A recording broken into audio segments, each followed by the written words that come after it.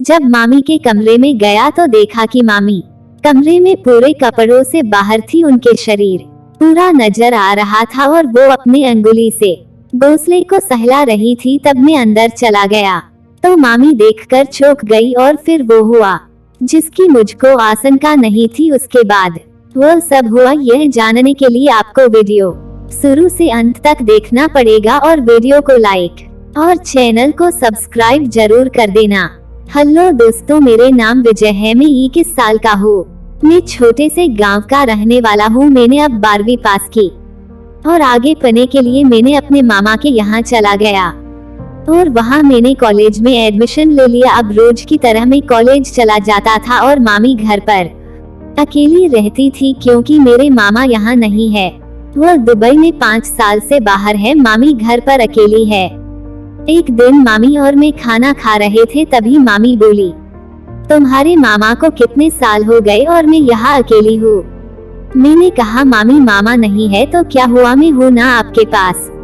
और हम खाना खाकर सो गए। सुबह का समय जब मैं नहा के आया तो मामी की नजर मुझ पे पड़ी और वो मेरी तरफ देख रही थी क्योंकि मेरे शरीर पर कपड़े नहीं थे और मैं जल्दी से कमरे में चला गया। कपड़े पहन के कॉलेज चला गया। फिर एक दिन मेरे साथ कुछ अजीब हुआ।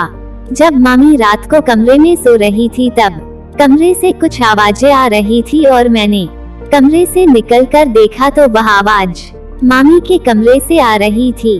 मैंने सोचा क्या बात, मामी के कमरे में कौन है, और मैंने दरवाजा खोला तो मामी पूरे कपड़ों से बाहर थी। उनका शरीर पर कुछ भी नहीं था और वो अपनी उंगली अपने घोंसले में डाल रही थी।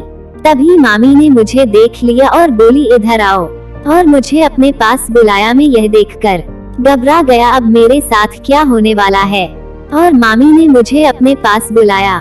जब मैं पास में गया तो देखा तो मामी का वो बड़ा सा घोंसला और वो गुगरालू बाल थे। मामी ने कहा, आओ मेरे पास बैठो, और मुझे कहने लगी, अपने कपड़े खोल दो, और मैंने उतार दिए। और उसके बाद मैंने मामी के घोंसले को नींबू की तरह निचोड़ कर रख दिया और मैंने मामी को बुरी तरह से पेल दिया।